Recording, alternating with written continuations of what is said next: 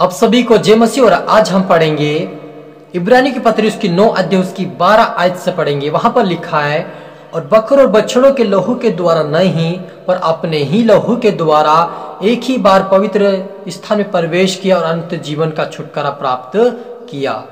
क्योंकि जब बकरों और बैलों का लहू और कलर की राख का पवित्र लोगों पर छिड़का जाना शरीर की शुद्धता के लिए उन्हें पवित्र करता है, तो मसीह का लहू जिसने अपने आप को सनातन आत्मा के द्वारा परमेश्वर के सामने निर्दोष चढ़ाया और तुम्हारे विवेक को मरे हुए कामों से क्यों ना शुद्ध करेगा, ताकि तुम जीवित परमेश्वर की सेवा करो। हालेलुया। अब छोटी दुआ करें।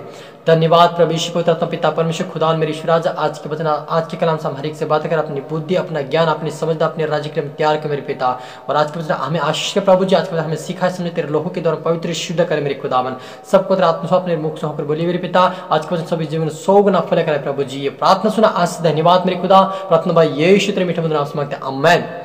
तो मेरे अजीजों, आज मसीह लोग बहुत सारे ऐसे हैं जो समझ नहीं पा रहे हैं, और कुछ अविश्वासी लोग भी हैं जो प्रभु यीशु मसीह के कीमती लोगों को बहा गए उसको समझ नहीं पा रहे। वो कहते कि यदि प्रभु यीशु मसीह अपने आप को क्यों मारा गया, और मारा अपने आप को क्यों, यदि वो परमेश्वर पुत्र था तो अपने आप को बचाना चाहिए, वो क्रूस पे नहीं मरना चाहिए। लोग सवाल उठाते हैं कि वो क्रूस पे नहीं पड़ना चाहिए था, वो अगर परमेश्वर पुत्र था तो अपने आप को बचाता और हमको बचाता, ये सवाल उठाते हैं। लेकिन उनसे मैं कहना चाहता हूं कि परमेश्वर का वचन एक पवित्र और दोधारी तलवार से भी चोखा है, और वो लिखा हुआ एकमात्र एक बिंदु को भी टल नहीं सकता है, वो पूरा होके रहेगा। और वो जब परमेश्वर सृष्टि को बनाया उसी समय से परमेश्वर के सामने जब हाबिल और केन को देखते वो परमेश्वर के सामने खुशी के साथ उन्होंने भेंट चढ़ाने के लिए गए, और जो हाबिल की भेंट तो परमेश्वर ने ग्रहण किया क्योंकि वो आत्मा और सच्चाई से ले गया था। और उसके बाद क्या हुआ कि आदम और ये हवा, जो हवा थे, उन्होंने आज्ञा तोड़ने के कारण ये हाबिल और केन के बीच में पाप आ गया था। इसके कारण उन्होंने बड़े भाई ने जो भेंट लाया वो परमेश्वर ने ग्रहण नहीं किया, तो क्योंकि वो टूटे फूटे जो रहते हैं, ज्वार के फाटे वगैरह जो रहते हैं, धान के जो फाटे बाकी जो बच जाता कचरा वगैरह वो लेके गया था, तो परमेश्वर ने उसे ग्रहण नहीं किया क्योंकि वो दाने नहीं लिखा, लेकिन उसको जो आते हैं वो पाले वगैरह पत्ते वगैरह ले गया परमेश्वर के लिए, तो वो ग्रहण नहीं किया। तो वो निराश होकर अपने भाई को घात किया, तो वहां से जमीन श्रापित हो गई थी, और वो जो केन था वो भी पाप में पड़ गया था। वहां से मृत्यु का जीवन उनके जीवन में आ गया था, और वहां से लोग क्या करते थे कि एक दूसरे को घात करते थे, जानवर को घात करते थे, वो पाप बढ़ता था। इसी कारण उस पाप का प्रायश्चित करने के लिए लोग परमेश्वर को होम बलि, पाप बलि, मेल बलि ऐसा करके परमेश्वर को पहले वो देते थे। परमेश्वर की वेदी बनाकर वहां रख देते थे, और परमेश्वर के आग उतर कर उसको भस्म कर देते थे। वो सोचता था कि हमारी भेंट को परमेश्वर ने ग्रहण कर लिया है।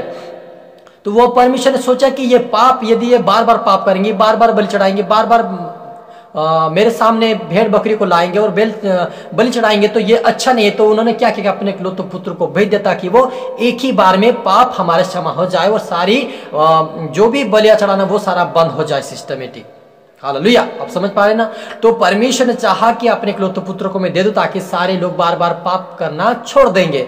तो यीशु मसीह ने इसलिए आप और मेरे लिए पवित्र लहू को बहा दिया ताकि आप और मेरे पाप क्षमा हो जाए और हम फिर से पाप ना करें।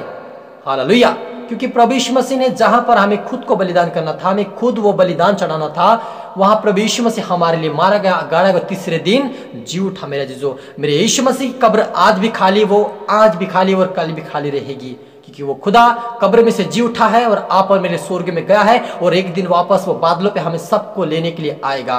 तो आप और मुझे विश्वास करें कि यीशु मेरे लिए मारा गया, यीशु मेरे लिए गाड़ा गया। आप विश्वास करेंगे तो प्रभु का जैसे प्रभु जी उठा वैसे आपको भी आत्मा में जिलाएगा। हम सबको प्रभु यीशु से अपने आत्मा में जिला दिया है।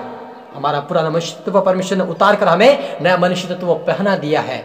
हालेलुया। आत्मिक जीवन हमें प्रभु यीशु मसीह ने हमें दे दिया, जो एक निर्दोष एक निष्पाप का जो जीवन हमें प्रभु यीशु मसीह ने दिया है, तो हमें फिर से पाप नहीं करना मेरे जीजों, क्योंकि प्रभु यीशु मसीह ने एक ही बार में सारे पापों को मिटा डाला है, हमारे पापों को खत्म कर दिया है। तो हमने जो विश्वास किया कि प्रभु यीशु ने मेरे पापों को क्षमा किया है, तो हमें भी एक दूसरे को क्षमा करना है और आशीष कारण बनना है। और मैं आशा करता हूं कि इस वचन से आपको प्रभु आपके जीवन में एक उद्धार को और जीवन में एक सुख शांति को लाएगा, और आपको ये जो सवाल उठ रहे बार बार उसका सवाल आपको उसका जवाब मिल गया, मैं विश्वास करता हूं। और प्रभु इस वचन से आपको आशीषित करे और आय प्रार्थना करे। धन्यवाद परमेश्वर पिता, पवित्र आत्मा से नाम की यहोवा परमेश्वर पिता, आज का कलाम प्रभु हरि की जन्म 100 गुना फल कर आपके राज्य के लिए बने मेरे पिता। प्रभु जी आज का वचन पिता परमेश्वर अपने लहू हमारे लिए बहाया मेरे पिता। आज प्रभु जी जो लोग समझ नहीं पा रहे, उनकी जो मित्र आत्मा जन को सिखाए समझाए पिता, आत्मिकता में प्रार्थना वचन बड़े पिता, उनका पाप क्षमा कीजिए, उनको स्वर्ग राज्य को वारिस बनाए मेरे पिता। एक भी आत्मा नाश न के सभी आत्मा प्रभु तेरे आत्मा के द्वारा बचने पाए, तेरे स्वर्ग राज्य को वारिस बनाए मेरे पिता। सब पुत्र आत्मा स्वप्न अपने आत्मा स्वप्न भी प्रार्थना दो भाई यीशु तेरे मीठे मधुर नाम से मांगते हैं, आमेन। आप सभी को गॉड ब्लेस यू ऑल, और अगले वीडियो मिलते हैं। सबको जय मसीह की।